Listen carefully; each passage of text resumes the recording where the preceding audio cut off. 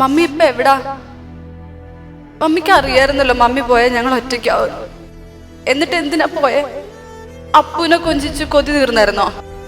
Mummy പോകുന്നതിന് മുന്നേ ഐസിയുല് ബെഡിൽ കിടന്ന് ഞങ്ങളോട് ചോദിച്ചു ഡോക്ടർ എന്താ പറഞ്ഞതെന്ന്.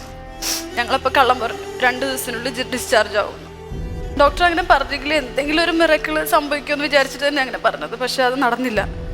മമ്മി ഒരു ദിവസം ഞങ്ങളുടെ അടുത്ത് വാ, ഒറ്റ ദിവസം മതി. നമുക്ക് എല്ലാവർക്കും കൂടെ ഒരുമിച്ചിരുന്ന് മമ്മിയുടെ ഫുഡ് കഴിക്കണം, മമ്മിയുടെ മണം കിട്ടണം, മമ്മിയുടെ ചിരി കേൾക്കണം. എന്നിട്ട് എല്ലാവർക്കും കൂടെ കെട്ടിപ്പിടിച്ച് കിടന്നുറങ്ങണം. ഇപ്പോഴും ഹോപ്പുണ്ട് എനിക്ക്, എന്തെങ്കിലും ഒരു ദിവസം വരുമെന്ന്.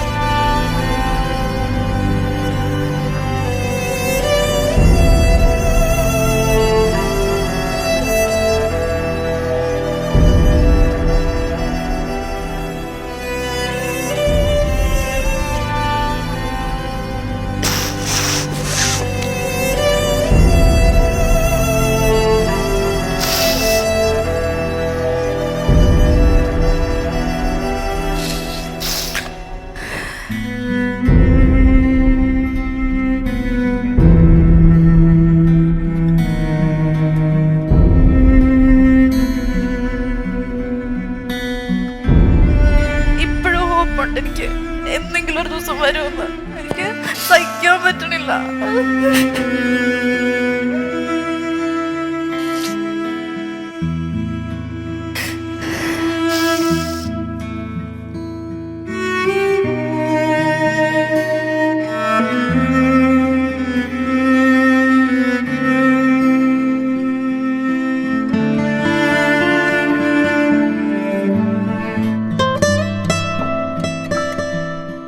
ജസ്നയുടെ കത്ത് അമ്മ തീർച്ചയായിട്ടും എവിടെയെങ്കിലും ഇരുന്ന് കേൾക്കുന്നുണ്ടായിരിക്കും.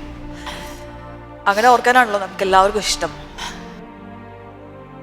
ഇപ്പം നമുക്ക് അറിയാത്ത ജസ്നയുടെ മമ്മിയെ നമ്മുടെ മുമ്പിൽ ഭയങ്കര തെളിച്ചത്തോടെ വന്ന് നിന്ന പോലെയായിരുന്നു. അതുപോലെ തന്നെ മരിച്ചുപോയ അമ്മ എന്ന വാക്കിന് ജീവൻ കൊടുത്ത ഒരാൾ ഇവിടെയുണ്ട്. ആ അമ്മയാണ് നമ്മൾ ഈ വേദിയിലേക്ക് സ്വാഗതം ചെയ്യുന്നത്. ഇതാണ് ജസ്നയുടെ അമ്മ. എന്ത് തോന്നുന്നു ജസ്നയുടെ ഈ ഒരു ടാസ്ക് അല്ലെങ്കിൽ ഈ ഒരു സങ്കടം, എഴുതിയ കത്ത്, ഇതൊക്കെ അമ്മ കേട്ടിട്ടുണ്ടാവില്ലേ? ഒന്നും പറയാൻ പറ്റുന്നില്ല. എങ്കിലും മമ്മി ഇതെല്ലാം കാണുന്നുണ്ടെന്ന് കരുതുകയാണ്. മമ്മിയുടെ ആത്മാവ് ഇപ്പം ജസ്നുവിൻ്റെ കൂടെ ഉണ്ടാവും. ജസ്നുവിൻ്റെ മമ്മിയുടെ സ്ഥാനത്ത് അമ്മയെപ്പോലെ വന്ന് നിൽക്കാൻ പറ്റിയതിൽ വളരെ സന്തോഷമുണ്ട്, സങ്കടമുണ്ട്.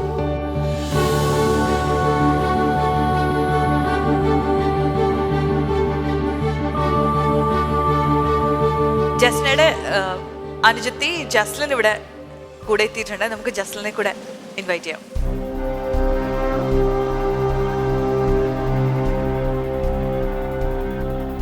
അപ്പോൾ മമ്മി പോയപ്പോൾ ജസ്ലിനെ സംബന്ധിച്ചിടത്തോളം 2 പേര് ആ സ്ഥാനം റീപ്ലേസ് ചെയ്യുന്നുണ്ട് അല്ലേ? അത് ഒന്ന് ജസ്നയുണ്ട്, ചേച്ചി എന്തായാലും അമ്മയാവും, അതുപോലെ തന്നെ അമ്മയുണ്ട്. എന്ത് തോന്നുന്നു മമ്മിക്ക് വേണ്ടിയിട്ട് ചേച്ചി ഇങ്ങനെ ഒരു ടാസ്ക് ചെയ്തു? എന്ത് തോന്നുന്നു ജസ്ലിൻ? മമ്മി ഇത് കണ്ടിട്ടുണ്ടാവും അല്ലേ? അമ്മ കണ്ടു കാണും. എനിക്കറിയില്ല എന്താ പറയട്ടെ. ജസ്ലിൻ ഉണ്ടായിരുന്നോ അവസാന സമയത്ത്? അമ്മയുടെ കൂടെ ഉണ്ടായിരുന്നു, മമ്മിയുടെ കൂടെ ഉണ്ടായിരുന്നോ? ഞാൻ ആക്ച്വലി പഠിക്കുമായിരുന്നു ആ സമയത്ത്. അപ്പോൾ എന്നെ ഒന്നും അറിയിച്ചില്ലായിരുന്നു. മമ്മി ഇത്രയും ക്രിട്ടിക്കലാണ് ഒന്നും അറിയില്ലായിരുന്നു. അപ്പോൾ എനിക്ക് ഫൈനൽ സെമ്മിലെ പ്രോജക്റ്റ് നടന്നുകൊണ്ടിരിക്കുമായിരുന്നു. അപ്പോഴെന്നെ ഡാഡി വിളിച്ചിട്ട് പറഞ്ഞു, മമ്മി കുറച്ച് ക്രിട്ടിക്കലാണ്. ഡാഡി ഒരിക്കലും അങ്ങനെ പറയാറില്ല. അപ്പോൾ ഞാൻ അവിടെ ചെന്നപ്പോഴത്തേനും മമ്മി ജസ്റ്റ് ശ്വാസം മാത്രമേ വലിക്കുന്നുള്ളൂ, ICUയിൽ കിടക്കുക. അപ്പോഴും ഞാൻ പ്രതീക്ഷിക്കുന്നില്ല, മമ്മി പോകുമെന്നൊന്നും ഞാൻ പ്രതീക്ഷിക്കുന്നില്ല. പിറ്റേ ദിവസമായപ്പോഴാണ് ഡോക്ടർ ഞങ്ങളുടെ അടുത്ത് വന്നിട്ട് പറഞ്ഞത്, അറിയിക്കേണ്ടവരെയൊക്കെ അറിയിച്ചോളൂ അങ്ങനെ പറഞ്ഞു. അപ്പോഴും ചെറിയൊരു ഹോപ്പ് ഉണ്ടായിരുന്നു. അന്ന് രാത്രി പിറ്റേ ദിവസം നേരം വെളുപ്പിക്കില്ല അങ്ങനൊരു ഫീലിംഗ് ഉണ്ടായിരുന്നു ഞങ്ങൾക്ക്. അന്ന് ICUയുടെ പുറത്ത് ഞാനും ഡാഡി അടുത്ത് പറഞ്ഞു വീട്ടിൽ പൊക്കോളാൻ പറഞ്ഞു, ആരെങ്കിലും ഒരാൾ നിന്നാൽ മതി യൂഷ്വലി ICUയിൽ. അന്ന് ഞങ്ങൾ 3 പേരും അന്ന് ആ ICUയുടെ പുറത്ത് രാത്രി ഇരുന്നിരുന്ന് നേരെ പേടിച്ചായിരുന്നു ഞങ്ങൾ. കറക്റ്റ് 5:15 എന്ന് പറഞ്ഞൊരു സമയമായപ്പോഴത്തേനും സിസ്റ്റർ വന്നിട്ട് പറഞ്ഞു മമ്മി പോയി എന്ന് പറഞ്ഞു.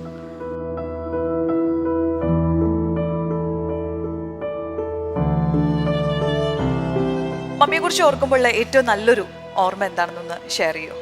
പിന്നെ ജസ്നു തന്ന ഗിഫ്റ്റ് അത് പ്രതീക്ഷിച്ചേ ഇല്ല. എന്നോട് പറഞ്ഞാൽ ഇങ്ങനെ ഗിഫ്റ്റ് ഇങ്ങനെ പൊതിഞ്ഞപ്പോൾ ഞാൻ ചോദിച്ചപ്പോൾ പറഞ്ഞ് അത് ആ സിസ്റ്റേഴ്സിന് കൊടുക്കാനുള്ള യേശുവിൻ്റെ ഫോട്ടോയാണെന്ന്. അപ്പോൾ പെട്ടെന്ന് ഇങ്ങനെ കൊണ്ടുവന്ന് തന്ന് അഴിച്ചു നോക്കിയപ്പോൾ മമ്മി ഇരിക്കണം. പക്ഷേ എനിക്ക് മമ്മിയുടെ ഭയങ്കര ആഗ്രഹം ഉണ്ടായിരുന്നു മമ്മിയുടെ ആ ഫോട്ടോ. അത് പ്രത്യേകിച്ച് അത് കരിച്ചാൽ മമ്മിയുടെ കുട്ടുവിൻ്റെ കല്യാണത്തിൻ്റെ ഫോട്ടോ അല്ലേ അത്. അപ്പോൾ അതിങ്ങനെ മമ്മിയുടെ എല്ലാ കാര്യത്തിനും അതാ ഇങ്ങനെ മരിച്ചു കഴിഞ്ഞുള്ള എല്ലാ ചടങ്ങിനും അതാ വെച്ചത്. അപ്പോൾ അതൊന്ന് വേണമെന്ന് ഭയങ്കരമായിട്ട് ആഗ്രഹിച്ചിരിക്കുകയായിരുന്നു ഞാൻ ആ ഫോട്ടോ ഒന്ന് വേണമെന്ന്. എങ്ങനെ പിള്ളേരോട് ചോദിക്കുമെന്ന് ഓർത്തിരിക്കുകയായിരുന്നു. ഏതായാലും അത് കിട്ടിയത് ഏറ്റവും വലിയ സന്തോഷം. അതുപോലെ മമ്മി ഉപയോഗിച്ച സാരി അവസാനം കൊടുത്തത് ഇതൊക്കെ വെച്ചാൽ ഒരിക്കലും അത് ഞാൻ പൊന്നുപോലെ സൂക്ഷിക്കും.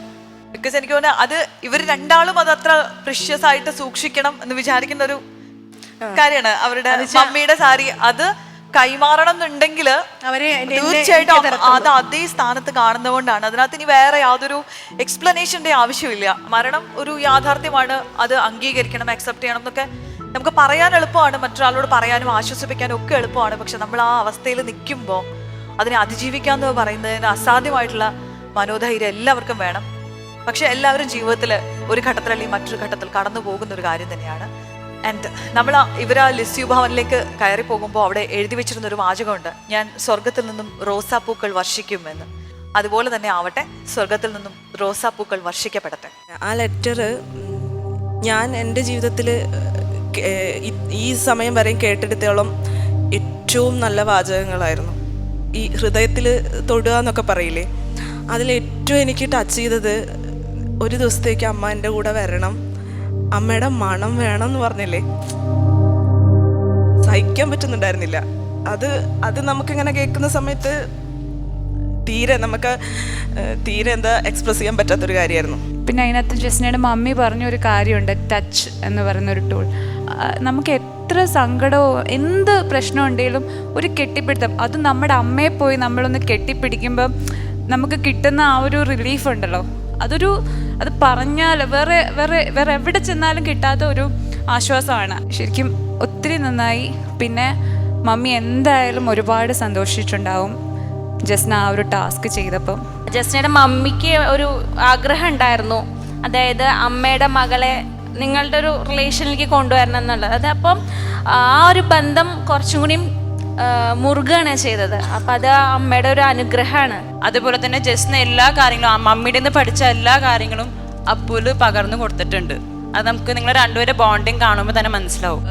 ഒരുപാട് സന്തോഷവും സങ്കടവും കൂടെ ഒരു മിക്സ് ആയിട്ടിരിക്കുന്നു. എന്തായാലും ജസ്ന അത് ഇപ്പം ചെയ്തതിൽ അമ്മ ഒരുപാട് സന്തോഷിക്കുന്നുണ്ടാവും.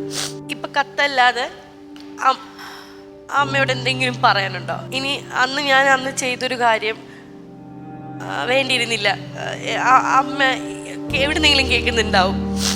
മമ്മി ആദ്യം ഈ അസുഖം കണ്ടുപിടിക്കണതിന് മുന്നേ മമ്മി ഇങ്ങനെ പറയുമായിരുന്നു, എനിക്ക് വയ്യടാ, എനിക്ക് ഇങ്ങനെ രക്തത്തിലായിരുന്നു ക്യാൻസർ, മമ്മിക്ക് വാഷ്റൂം പോകുമ്പോഴൊക്കെ വേദനയും. അപ്പം മമ്മി ഇങ്ങനെ പറയടാ എനിക്ക് എന്തോ അസുഖമുണ്ട്, സത്യമായിട്ടും എനിക്ക് എന്തോ അസുഖമുണ്ട് എന്ന് പറയുമ്പോൾ ഞാൻ പറയും ഒന്ന് പോമമ്മി തുടങ്ങി എന്ന് പറഞ്ഞിട്ട് ഞാനിങ്ങനെ ഒരു ഈസി വേയിൽ ഞാൻ വിട്ടു. അത് കഴിഞ്ഞ് മമ്മി പിന്നെ ഇങ്ങനെ പറഞ്ഞപ്പോൾ ഞാൻ പറഞ്ഞു ശരി എന്നാൽ കൊണ്ട് കാണിക്കാമെന്ന് പറഞ്ഞിട്ട് ഞാനും മമ്മിയും കൂടെ ക്രിസ്മസിൻ്റെ അന്നായിരുന്നു, ഒരു ക്രിസ്മസിൻ്റെ അന്ന് ഞങ്ങൾ പോയി. അപ്പോഴും ഞാനിങ്ങനെ മമ്മിയെ കളിയാക്കിക്കൊണ്ടിരിക്കുക, പിന്നെ അസുഖക്കാർ വന്നേക്കെന്ന് പറഞ്ഞിട്ട് ഞാനിങ്ങനെ കളിയാക്കുക. മമ്മി ചിരിക്കും, മമ്മി ഭയങ്കര ചിരിയാണ്. അത് കഴിഞ്ഞ് അവിടെ ചെന്ന് ഡോക്ടർ നോക്കിയിട്ട് പറഞ്ഞു കുഴപ്പമൊന്നുമില്ല, എന്തോ മെഡിസിൻ കൊടുത്താൽ മതി. അത് കഴിഞ്ഞിട്ട് തിരിച്ച് വീട്ടിൽ വന്നു, പിന്നെ മെഡിസിൻസൊക്കെ കഴിച്ചു. ഒരു 1.5-2 മാസം അങ്ങനെ പോയി. അപ്പോൾ പക്ഷെ മമ്മി ഇത് പറയാൻ തുടങ്ങിയിട്ടൊരു 3-4 വർഷത്തോളം ആയിരുന്നു. പക്ഷെ ഞങ്ങൾ ഹോസ്പിറ്റലിൽ കൊണ്ടുപോയിട്ടുണ്ട്. എന്താണെന്ന് എനിക്കറിയില്ല, ഡോക്ടേഴ്സ് ആരും ഇത് ഡയഗ്നോസ് ചെയ്തിട്ടില്ല. എല്ലാവരും വേറൊരു ഡയഗ്നോസാണ് പറഞ്ഞത്, ഇത് ആരും പറഞ്ഞില്ല. അപ്പം മമ്മി ഇങ്ങനെ എന്തെങ്കിലുമൊക്കെ പിന്നെയും മമ്മി ഇങ്ങനെ പറയുമ്പോൾ ഞങ്ങൾ കളിയാക്കി വിടും. ഞാനും ഡാഡിയും ഒക്കെ കൂടെ ഹരിശേട്ടനും ഒക്കെ കൂടെ കളിയാക്കി വിട്ടിട്ടുണ്ട്. അതെനിക്ക് ഓർക്കുമ്പോൾ ഇപ്പോൾ ശരിക്കും മമ്മി അന്ന് തീരെ വയ്യാഞ്ഞോണ്ടാണ് പറഞ്ഞത്. അത് സോറി മമ്മി, അല്ലെങ്കിൽ അന്ന് ഇച്ചിരിയും കൂടെ സീരിയസ് ആയിട്ട് ചിലപ്പം എടുത്തിരുന്നെങ്കിൽ, സീരിയസ് ആയിട്ട് എടുത്തില്ല എന്നല്ല, പക്ഷെ എന്തോ എനിക്കറിയത്തില്ല, അത് ചിലപ്പോൾ വിധിയായിരിക്കും. അവസാനമാണ് ഒരു ഡോക്ടർ പറഞ്ഞത് ഇതെന്താണ് ഇത്രയും കാലമായിട്ട് നിങ്ങളിത്, കാരണം എൻഡോസ്കോപ്പി ചെയ്തതിൻ്റെ റിസൾട്ടൊക്കെ കാണിച്ചപ്പോൾ ഇതിലൊക്കെ ശരിക്കും എവിഡൻ്റ് ആണ് എന്ന് ഡോക്ടർ പറഞ്ഞു. അതെന്തോ ഞങ്ങളുടെ ബാഡ് ലക്ക്. സോ നമുക്ക് നമ്മുടെ അനലൈസ് ചെയ്യാനുള്ള നമ്മുടെ ഒരു ടീമുണ്ട്. നമുക്ക് അവരുടെ കമന്റ്സിലേക്ക് കൂടി പോവാം. എന്താണ് നിങ്ങൾക്ക് പറയാനുള്ളത്? ജസ്ന, താങ്ങാൻ പറ്റുന്നില്ല. ഇപ്പോഴും ആ വേദന അവിടെ നിന്ന് പോയിട്ടില്ല. എനിക്ക് സംസാരിക്കാൻ പറ്റുന്ന തോന്നുന്നില്ല.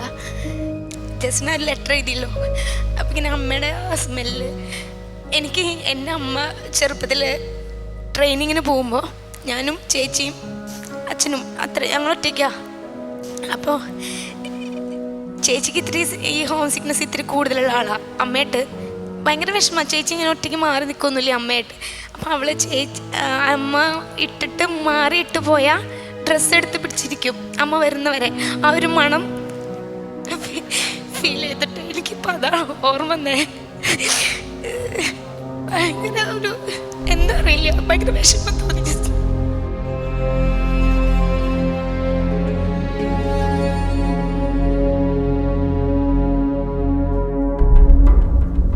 മമ്മിക്ക് ഭയങ്കര പേടി. മമ്മി ഈ മരിക്കുമെന്നൊക്കെ ഏകദേശം മമ്മിക്ക് തന്നെ ഒരു തോന്നലുണ്ടായപ്പോൾ എൻ്റെ അടുത്ത് പറഞ്ഞേടാ, മരിച്ചു കഴിഞ്ഞാൽ എന്നെ കുഴിയിൽ കൊണ്ട് അടക്കുമല്ലേ, അവിടെ ഒറ്റയ്ക്ക് കിടക്കാൻ പേടിയാവില്ലടാ എന്നൊക്കെ ഇങ്ങനെ പറയുമായിരുന്നു. അപ്പം ഞങ്ങൾ മമ്മീനെ അടക്കിയിട്ട് വീട്ടിൽ വന്നു. അത് കഴിഞ്ഞ് വൈകിട്ട് ഒരു 6:45 സിമിത്തേരിയുടെ ഗേറ്റ് അടയ്ക്കും. അപ്പോൾ ഞാനും ഡാഡി പെട്ടെന്ന് എൻ്റെ അടുത്ത് പറഞ്ഞു, എടാ വാ എന്ന് പറഞ്ഞു. അപ്പോൾ ഡാഡി ഫുൾ ടയേർഡായിട്ട് അത്ര നേരം ഇരുന്ന വാന്ന് പറഞ്ഞു. ഞങ്ങളെ വിളിച്ചിട്ട് വണ്ടി എടുത്ത്, എനിക്കറിയില്ല എങ്ങോട്ടാണ് പോകണമെന്ന്. നേരെ പോയിട്ട് എന്നിട്ട് എൻ്റെ അടുത്ത് പറഞ്ഞു, മമ്മിക്ക് ഒറ്റയ്ക്ക് കിടക്കാൻ പേടിയല്ലേ, നമുക്ക് ഇന്ന് അവിടെ കൂട്ടിരിക്കാമെന്ന് പറഞ്ഞു. അങ്ങനെ ഞങ്ങൾ കാറും എടുത്ത് സിമിത്തേരിയുടെ ഫ്രണ്ടിൽ. അപ്പോൾ ഓൾറെഡി ക്ലോസ് ആയി.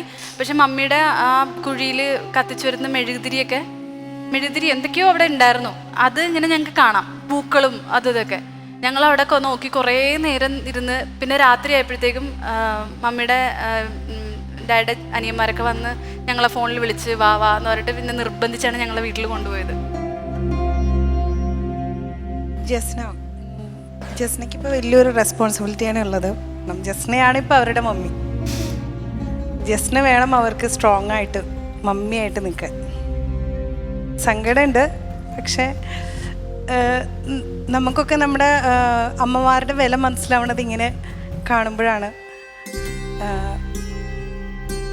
എന്താ പറയാ, ലവ് യു.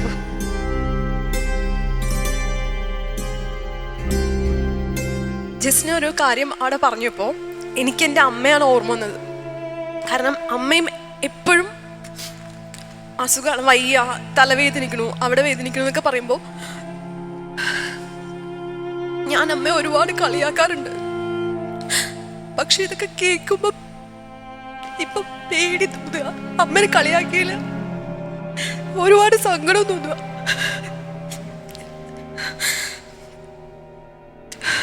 ഇപ്പൊ ഞാൻ അമ്മയോട് പറയാൻ ആഗ്രഹിക്കണം, സോറി അമ്മ.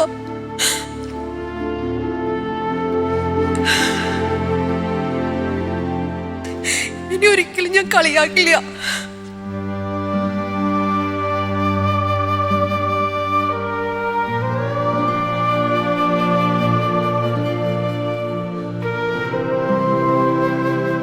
കത്ത് വായിച്ചപ്പോൾ ജസ്റ്റിന് അമ്മേൻ്റെ അടുത്ത് വന്നിരുന്നതിൽ എന്നൊക്കെ പറഞ്ഞപ്പോൾ ഇവിടെ ഇരുന്നിട്ട് നമുക്ക് ഫീൽ ചെയ്യുന്നത് അമ്മ സ്വർഗത്തിലിരുന്നിത് കാണുന്നു എന്നല്ല, ജസ്റ്റിനയുടെ തൊട്ടടുത്ത് ജസ്റ്റിനെ ചേർത്ത് പിടിച്ച് മോളെ ഞാൻ നിന്റെ തൊട്ടരികിലുണ്ട്, എൻ്റെ മണം നിനക്ക് വേണ്ടിയുള്ളതാണ് എന്ന് പറഞ്ഞ് ജസ്റ്റിനയുടെ അമ്മ ജസ്റ്റിനയുടെ തൊട്ടടുത്ത് നിൽപ്പുണ്ട്. അത് ജസ്റ്റിനെ പോലെ തന്നെ ആ അമ്മയുടെ മക്കളായിട്ട് നിന്നുകൊണ്ട് ഞങ്ങൾക്കൊക്കെ ഫീൽ ചെയ്തു, ശരിക്കും ഫീൽ ചെയ്തു. അത് എനിക്ക് തോന്നുന്നു ഇവിടെ ഇരിക്കുന്ന എല്ലാവർക്കും അത് ഫീൽ ചെയ്തു. ആ അമ്മ ഇവിടെ ഉണ്ട്. Love you. ഈ ജസ്റ്റിനയോടുള്ള ഈ ഒരു സ്നേഹം ആ അമ്മയ്ക്കോടുള്ളതാണ്. Love you so much Jasna. ഒരു 1000 ഉമ്മ നിനക്ക്.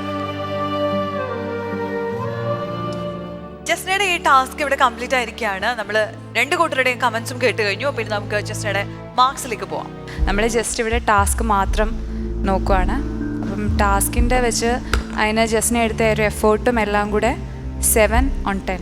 ടാസ്ക് നോക്കുമ്പോൾ 7/10. എൻ്റെ മാർക്ക് 7/10. ജസ്ന 7/10. സെയിം 7/10. ടോട്ടൽ 35 ആണ്. ഇതിൽ നിന്നും എന്തെങ്കിലും കുറയ്ക്കണമെന്ന് നിങ്ങൾക്ക് തോന്നുന്നുണ്ടോ? ഞങ്ങൾ ഈ മാർക്കിനോട് യോജിക്കുന്നു. സോ ഔട്ട് ഓഫ് 50 35 ആണ് ഈ ഒരു റൗണ്ടിന് ജസ്നയ്ക്ക് കിട്ടിയിരിക്കുന്ന മാർക്സ്. സോ നമ്മൾ ജസ്നയുടെ ടാസ്ക് കണ്ടു കഴിഞ്ഞു. ജസ്നയ്ക്ക് കിട്ടിയിരിക്കുന്ന മാർക്ക് 35 ആണ് ഓൺ 50. ആൻഡ് നമ്മുടെ ജഡ്ജിങ് പാനലിൽ ഇരിക്കുന്ന 5 പേരുണ്ട്. എനിക്ക് 5 പേരോടായിട്ട് എനിക്കൊരു കാര്യം ചോദിക്കാനുണ്ട്. അത് ചിലപ്പോൾ എൻ്റെ ഒരു പേഴ്സണൽ തോന്നൽ ഞാൻ നിങ്ങളോട് ഷെയർ ചെയ്യുന്നതാണ്. നമുക്കറിയാം ജസ്നയ്ക്ക് അമ്മയില്ല. ജസ്നയ്ക്ക് അവൈലബിൾ ആകാമായിരുന്ന റിസോഴ്സ് വെച്ചിട്ട് ചെയ്തൊരു ടാസ്ക് ആണ് നമ്മൾ കണ്ടത്. അമ്മയുടെ ഒരു ആഗ്രഹം, അമ്മയ്ക്ക് ഏറ്റവും അടുപ്പം ഉണ്ടായിരുന്ന ഒരാൾ ത്രൂ ചെയ്തു കൊടുത്തു. എനിക്കൊന്ന് എൻ്റെ പേഴ്സണൽ ഒപ്പീനിയൻ ആണ് ഞാൻ പറയുന്നത്. എനിക്ക് തോന്നിയപ്പം ജസ്നയ്ക്ക് ഇത് ചെയ്യാൻ പറ്റുന്നതിൻ്റെ ഒരു മാക്സിമം കാര്യമായിട്ട് എനിക്ക് തോന്നി. സോ എങ്ങനെ നിങ്ങൾ ഏതൊരു ലെവൽ വരെ എക്സ്പെക്ട് ചെയ്തു? ബിക്കോസ് നിങ്ങൾ 7 എന്നുള്ളൊരു മാർക്കിൽ നിർത്തിയത് കൊണ്ട് ഞാൻ ചോദിക്കണം. ബിക്കോസ് എല്ലാവരും ആ ഒരേ പോയിന്റിലാണ് പിടിച്ചത്. സോ എങ്ങനെ വരെ ചെയ്തിരുന്നെങ്കിൽ ഒരു 10 വരെ പോവാമായിരുന്നു എന്നാണ് നിങ്ങൾ വിചാരിക്കുന്നത്?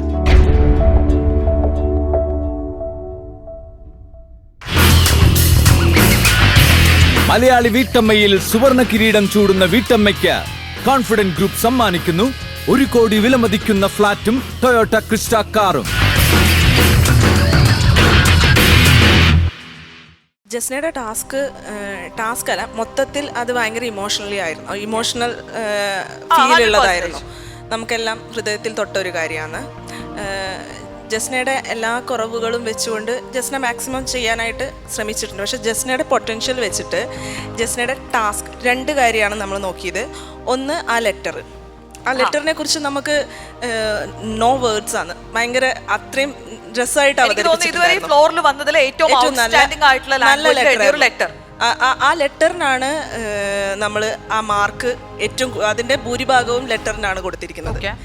പക്ഷെ ബാക്കി ആ ഒരു ടാസ്ക് വേറൊരെണ്ണം കൂടി ഉണ്ടല്ലോ, ഔട്ട്ഡോർ ആയിട്ട് ചെയ്തത്. അത് കുറച്ചും കൂടെ എഫേർട്ട് കൊടുക്കായിരുന്നു.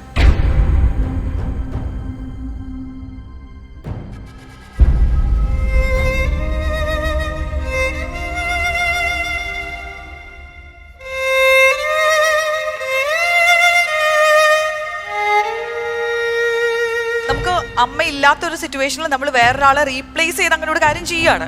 അപ്പൊ അങ്ങനെ ചെയ്യുമ്പോൾ നമുക്ക് ഇതിലും അധികം എഫേർട്ട് ഇടാനുള്ള ഒരു സമയവും ഇതൊക്കെ നിങ്ങൾക്ക് എല്ലാവർക്കും ഈ ഒരു ടാസ്കിന് കിട്ടാറുണ്ടോ? ഇല്ല, ജസ്ന ചെയ്ത ആ കാര്യത്തിന് എല്ലാവിധ ബഹുമാനവും കൊടുത്തുകൊണ്ടാണ് ഞാൻ പറയുന്നത്. ബിക്കോസ് ഇവിടെ നേരത്തെ വന്നുപോയ ടാസ്കുകളിൽ ഇതേ ഒരു റേഞ്ചിലൊക്കെ നിന്നവർക്കൊക്കെ 8 അല്ലെങ്കിൽ 8, 7 അങ്ങനെ മിക്സ് ചെയ്തെങ്കിലും നിങ്ങളുടെ ജഡ്ജിങ് പാനൽ കൊടുത്തിട്ടുണ്ട്. ഇത് എല്ലാവരും 7 ആയപ്പോഴേക്കും ഇതിലും എന്താണ് നിങ്ങൾ ഇതിൽ എന്താണ് കണ്ടത്, നിങ്ങൾ അല്ലെങ്കിൽ ഇതിലും ഹൈ എന്താണ് എക്സ്പെക്ട് ചെയ്തതെന്ന് അറിയാനുള്ള ഒരു കൗതുകം കൊണ്ട് ചോദിച്ചതാണ്. അല്ല അശ്വതി, ഈ പറഞ്ഞ പോലെ ഇപ്പോൾ ഒരു അമ്മ റൗണ്ടാണ്. അപ്പോൾ അമ്മമാർക്ക് വേണ്ടി നമ്മൾ എന്ത് ചെയ്താലും അത് കാണിക്കുമ്പം എല്ലാവർക്കും സന്തോഷം തരുന്നൊരു കാര്യം. അങ്ങനെ നോക്കുമ്പോൾ നമുക്ക് എല്ലാവർക്കും 10 on 10 കൊടുക്കാൻ തോന്നും. പക്ഷേ ഇവിടെ ഒരു ജഡ്ജ്മെൻ്റ് ആകുമ്പം നമ്മളൊരു ടോപ്പ് ആരാണ് അല്ലെങ്കിൽ ഏറ്റവും മാക്സിമം എഫേർട്ട് ഇട്ട് ഇതുവരെ കഴിഞ്ഞവരിൽ ആരാണ് ഏറ്റവും നന്നായിട്ട് ചെയ്തത്, അപ്പം അത്രയും ചെയ്തോ എന്ന് നമ്മൾ നോക്കുമല്ലോ. അതുകൊണ്ട് മാത്രമാണ്. അല്ലാതെ ജസ്ന ചെയ്ത ഒരു കാര്യം അത് ശരിക്കും അതിനെ നമുക്കൊരിക്കലും അല്ല ഞാൻ പറയുന്നത് ഇമോഷണലി മാർക്ക് ഇടണം എന്നല്ല ഒരിക്കലും ഞാൻ പറഞ്ഞത്. പക്ഷെ അത് എന്തിന്റെ ബേസിസിലായിരുന്നു? ടാസ്ക് കംപ്ലീറ്റ് ആയെന്ന് തോന്നില്ല, ഇതിലും കൂടുതൽ എഫേർട്ട് ഇടാമെന്നായിരുന്നു, കുറച്ചും കൂടെ വലുതാക്കാമായിരുന്നു. എന്താണ് നിങ്ങളുടെ പോയിന്റ് എന്നുള്ളത് എനിക്ക് തോന്നുന്നത് ചിലപ്പോൾ പ്രേക്ഷകർക്കും അറിയാനൊരു താല്പര്യം ഉണ്ട്. ബിക്കോസ് പ്രേക്ഷകർ നോക്കുമ്പോൾ എന്തായാലും നിങ്ങൾ എതിരാളികളാണ്. അപ്പൊ പിന്നെ കുറച്ച് പ്രേക്ഷകർ ഇമോഷണലി ആയിരിക്കും കാണുന്നത്. അവർ ഹൃദയം കൊണ്ട് കണ്ടോ ആ പെണ്ണുങ്ങള് കണ്ടോ മനഃപൂർവ്വം എന്ന് പറയാൻ ചാൻസ് ഉണ്ട്. അതുകൊണ്ട് നിങ്ങളുടെ ഒരു ക്ലാരിഫിക്കേഷൻ കൂടി കിട്ടിയാൽ നന്നായിരിക്കും തോന്നി, അതുകൊണ്ടാണ് ചോദിച്ചത്. ആന്റണിജ. അശ്വതി, അത് ഇവിടെ ഇപ്പം രാജി പറഞ്ഞ സെയിം തന്നെയാണ് ഞാനും പറയുന്നത്. ടാസ്ക് ജസ്നയുടെ ടാസ്ക് നന്നായിരുന്നു. പക്ഷെങ്കിൽ നമ്മൾ കമ്പയർ ചെയ്യുമ്പോൾ, അതായത് ഇപ്പം ഇതിനെക്കാട്ടും നന്നായി ടാസ്ക് വരുമ്പോൾ നമ്മൾ ഇതിനെക്കാട്ടും മുകളിൽ മാർക്ക് കൊടുക്കണം. അപ്പം നമുക്കൊരു ലിമിറ്റേഷൻ പക്ഷെങ്കിൽ ഇമോഷണൽ വൈസ് എടുക്കുവാണെങ്കിൽ ജസ്നയ്ക്ക് 10 on 10 ആണ് കൊടുക്കുക. പിന്നെ ഒരു കാര്യം വെച്ചിട്ടുണ്ടെങ്കിൽ ജസ്നയ്ക്ക് അങ്ങനത്തെ ഒരു ലെറ്റർ എഴുതാൻ പറ്റുള്ളൂ, വേറെ ആർക്കും അങ്ങനെ ഒരു ലെറ്റർ എഴുതാൻ പറ്റില്ല. നിങ്ങൾ അങ്ങോട്ടും ഇങ്ങോട്ടും ആണ് ജഡ്ജ് ചെയ്യുക. അങ്ങനെ ഒരു ക്രൈറ്റീരിയ കൊണ്ടുവന്ന് തന്നെ ഇതിനകത്ത് കുറച്ചും കൂടെ ക്ലാരിറ്റി ഉണ്ടാവണം എന്ന് വിചാരിച്ചിട്ടാണ്. കാണുന്നവർക്ക് ആ ക്ലാരിറ്റി മനസ്സിലാവണം. അല്ലാതെ നിങ്ങൾ ഓപ്പോസിറ്റ് ടീം ആയതുകൊണ്ട് എനിക്ക് ഇത്രയല്ലേ കിട്ടിയുള്ളൂ, അപ്പൊ ഇതിലും കൂടുതൽ ഇത്ര കൊടുത്തു കഴിഞ്ഞാൽ ഇതിലും കൂടി പോകുമല്ലോ എന്നൊരു ചിന്ത മനസ്സിൽ വെച്ചിട്ടാണെന്നേ ജെനുവിനായിട്ട് കാണുന്ന ഏത് പ്രേക്ഷകനും വിചാരിക്കുള്ളൂ. അപ്പൊ അതിനൊരു ക്ലാരിറ്റി കൊടുക്കണം. നിങ്ങൾ ജെനുവിൻ ആണെന്നുള്ളത് അവർക്ക് മനസ്സിലാവണം. എഫേർട്ട് ജസ്റ്റ് ശരിക്കും എഫേർട്ട് എടുത്തിട്ടുണ്ട്. ഇപ്പോൾ ഒരു സ്ഥലം ഇങ്ങനെ കണ്ടുപിടിക്കുക, അല്ലെങ്കിൽ അമ്മ പണ്ട് അങ്ങനെ ആഗ്രഹിച്ച, മമ്മിയും അമ്മ രണ്ടുപേരും കൂടി പണ്ട് ആഗ്രഹിച്ച ഒരു കാര്യം ഇവിടെ ഈ ഒരു സമയത്ത് അമ്മയില്ലാത്ത സമയത്ത് ഇങ്ങനെ ഒരു കാര്യം ചെയ്യാന്ന് വെച്ചാൽ അത് വലിയൊരു എഫേർട്ട് തന്നെയാണ്. പക്ഷേ ഒരു എന്താ പറയുക ലെറ്ററും പിന്നെ ആ ഒരു ഫ്ലോ ടാസ്ക് രണ്ടും കൂടി കമ്പയർ ചെയ്ത് നോക്കുമ്പോൾ നമുക്ക് ആ ലെറ്ററിനകത്ത് വന്ന ഒരു ഇന്നർ ഫീലിംഗ് നമുക്ക് ആ ടാസ്കിൽ കാണുമ്പോൾ അത്ര തോന്നുന്നില്ല. ആ ഒരു ബേസിലാണ് ശരിക്കും മാർക്ക് ഞാൻ 7 ഇട്ടത്. ഇതിലൊരു ബാർ മാത്രമേ സെറ്റ് ചെയ്തുള്ളൂ. ഇതിന് മുന്നേ ചെയ്ത കണ്ടസ്റ്റൻസ് അവരുടെ ടാസ്കിന് എടുത്ത എഫേർട്ട് അത് കമ്പയർ ചെയ്തിട്ട് ജസ്നയുടെ ടാസ്കിന് എടുത്ത എഫേർട്ട്, ആ എഫേർട്സ് തമ്മിലാണ് കമ്പയർ ചെയ്തത്. ആ എഫേർട്ട് നോക്കിയപ്പോഴത്തേക്ക് ഇതിന് മുന്നേ വന്നവരിൽ നമ്മൾ ഇതിലും മാർക്ക് കൊടുത്തവരുണ്ട്. അപ്പം അവരിൽ മുകളിൽ ഇത് കയറിക്കഴിഞ്ഞാൽ പിന്നീട് ഒരു ക്വസ്റ്റ്യൻ വരും, ഞാൻ ഇതിൽ നന്നായിട്ട് എഫേർട്ട് എടുത്തിട്ട് എനിക്ക് എന്തുകൊണ്ട് അത് കിട്ടിയില്ല എന്നാണ്. അതുകൊണ്ട് ഞങ്ങൾ തീരുമാനിച്ചു എല്ലാവരും നോക്കിയിട്ട് ഇപ്പോൾ ടോപ്പ് നിൽക്കുന്ന ആരാണോ അതിനേക്കാളും ഒരു പടി മുന്നിൽ നിൽക്കുകയാണെങ്കിൽ അയാൾക്ക് ഒരു മാർക്ക് കൂടെ കൂടുതൽ കൊടുക്കും, ഇല്ലെങ്കിൽ അതിൻ്റെ താഴെയുള്ള രീതിയിൽ സെറ്റ് ചെയ്യും. ആ ഒരു മാർക്ക് കമ്പാരിസൺ നടത്തിയിട്ടാണ്, അല്ലാതെ ജസ്റ്റ് ചെയ്തതിൽ ഏറ്റവും നല്ല രീതിക്ക് തന്നെ ചെയ്തത്. ഇവർ പറഞ്ഞ ചോദിച്ചാണ് ബിക്കോസ് 10 on 10 കിട്ടാൻ വേണ്ടി എന്തുമാത്രം എഫേർട്ട് ആണ് നിങ്ങൾ എക്സ്പെക്ട് ചെയ്യുന്നത്? കാരണം നിങ്ങൾ എല്ലാവരും ഇതേ റോളിൽ ഇവിടെ നിൽക്കേണ്ട ആളുകളായതുകൊണ്ട് എത്ര എഫേർട്ട് നിങ്ങൾ എക്സ്പെക്ട് ചെയ്യുന്നു എന്ന് അറിയാൻ വേണ്ടി ചോദിച്ചാണ്. കുറച്ചുകൂടെ എനിക്ക് തോന്നുന്നു ക്രിയേറ്റിവിറ്റി ആയിരിക്കും അതിനകത്ത് വരുന്ന ഏറ്റവും വലിയ ക്രിയേറ്റിവിറ്റി. എല്ലാത്തിനും ഈക്വൽ ആയിട്ടുള്ള വെയിറ്റേജ് ഉണ്ട്. നമുക്കൊരു ഇമോഷണൽ വെയിറ്റേജ് ഹൈ ആണെങ്കിൽ ഒബ്വിയസ്ലി ഇതിന്റെ 10 on 10 ആണ്. ഒരു 5 തട്ടം നോക്കാം: effort, creativity, letter, emotional, profile എങ്ങനെയാണ്, അങ്ങനെ നമുക്ക് ഇതിനെ പലതരത്തിൽ തിരിച്ചു കഴിഞ്ഞാൽ നമുക്കതിനുള്ള ഉത്തരം കിട്ടും. സോ നമ്മുടെ വീട്ടമ്മമാർ കൂടുതൽ സ്മാർട്ട് ആയിക്കൊണ്ടിരിക്കുകയാണ്. Now they know എന്തിന്റെ പേരിൽ ആർക്കൊക്കെ എങ്ങനെയൊക്കെ മാർക്ക് കൊടുക്കണം എന്നുള്ളത് മാത്രമല്ല, ഇനി ടാസ്കുമായിട്ട് വേദിയിലേക്ക് വരുന്നവർക്ക് എന്തിന്റെ പേരിലൊക്കെ ആയിരിക്കും അവർ ജഡ്ജ് ചെയ്യപ്പെടുക എന്നുള്ളതിന്റെ കാര്യത്തിലും കുറച്ചും കൂടെ ക്ലാരിറ്റി ഇപ്പൊ കിട്ടിയിട്ടുണ്ടാവും എന്ന് വിചാരിക്കുന്നു. മലയാളി വീട്ടമ്മയിൽ സുവർണ കിരീടം ചൂടുന്ന വീട്ടമ്മയ്ക്ക് കോൺഫിഡന്റ് ഗ്രൂപ്പ് സമ്മാനിക്കുന്നു 1 കോടി വിലമതിക്കുന്ന ഫ്ളാറ്റും ടൊയോട്ട ക്രിസ്റ്റ കാറും. മലയാളി വീട്ടമ്മ 3ാം ഘട്ടത്തിൽ എത്തി നിൽക്കുമ്പോൾ 1 കോടിയിലേക്കുള്ള നമ്മുടെ വീട്ടമ്മമാരുടെ ദൂരം കുറഞ്ഞുകൊണ്ടിരിക്കുകയാണ്. അതുകൊണ്ട് തന്നെ നിങ്ങൾ നടത്തുന്ന ജഡ്ജ്മെന്റ്, ഇവിടെ നിങ്ങൾ തന്നെയാണ് വിധികർത്താക്കൾ. അതുകൊണ്ട് തന്നെ പ്രേക്ഷകർ ഒരുപാട് ആകാംക്ഷയോടെയാണ് ഈ 3ാം ഘട്ടത്തെ നോക്കി കണ്ടുകൊണ്ടിരിക്കുന്നത്. നിങ്ങളുടെ ജഡ്ജിങ്ങിലെ ഒരു പിഴവോ അല്ലെങ്കിൽ നിങ്ങൾ കൊടുക്കാതിരിക്കുന്ന അല്ലെങ്കിൽ കൂട്ടിക്കൊടുക്കുന്ന ഒരു മാർക്കോ ഒരു വലിയ വ്യത്യാസമായിരിക്കും ഫൈനൽ റിസൾട്ട്സിൽ ഉണ്ടാക്കുക. അതുകൊണ്ട് തന്നെ ജഡ്ജ്മെന്റ് കൂടുതൽ കൃത്യതയോടെയാക്കാൻ ഇരുകൂട്ടരും ശ്രദ്ധിക്കുക എന്ന് പറഞ്ഞുകൊണ്ട് മലയാളി വീട്ടമ്മയുടെ ഇന്നത്തെ ഈ അധ്യായം ഇവിടെ അവസാനിക്കുകയാണ്. Dish gold dish wash Malayali വീട്ടമ്മ പ്രസന്റഡ് ബൈ ചുങ്ക് ജ്വല്ലറി, കോ ബ്രാൻഡഡ് ബൈ സേറ. മറ്റൊരു എപ്പിസോഡിൽ വീണ്ടും കാണുന്നത് വരെ ഇറ്റ്സ് ബൈ.